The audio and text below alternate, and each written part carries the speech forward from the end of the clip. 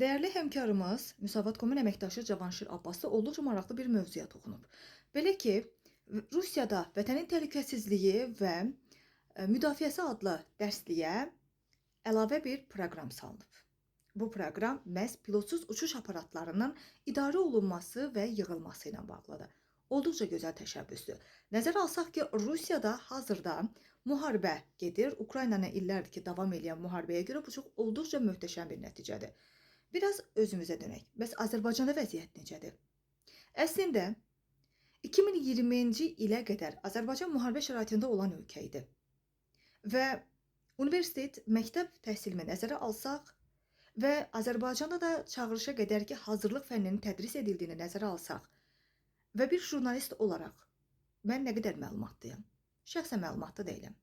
Bəli, dərs çərçivəsində silahlı qüvvələrin tarixini, silahların adlarını, silahların hissələrini, bunları nəzəri olaraq və ya maketlər üzərindən öyrənirik. Ancaq bu kifayət eləyirmi? Əslində yox.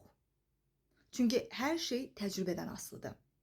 Bəzən düşünürəm ki, müharibə dönəmində mən də cəbhəyə getmək istəyirdim, sərhəd bölgələrinə getmək istəyirdim.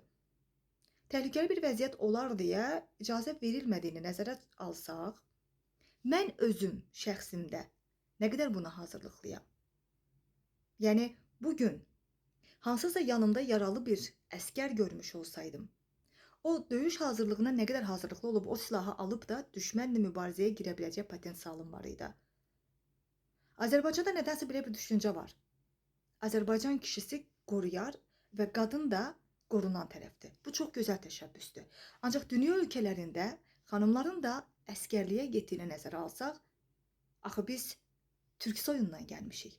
Axı biz at belində ox atmaqla bu nəsilə, bu dövrə gəlmiş insanlarıq.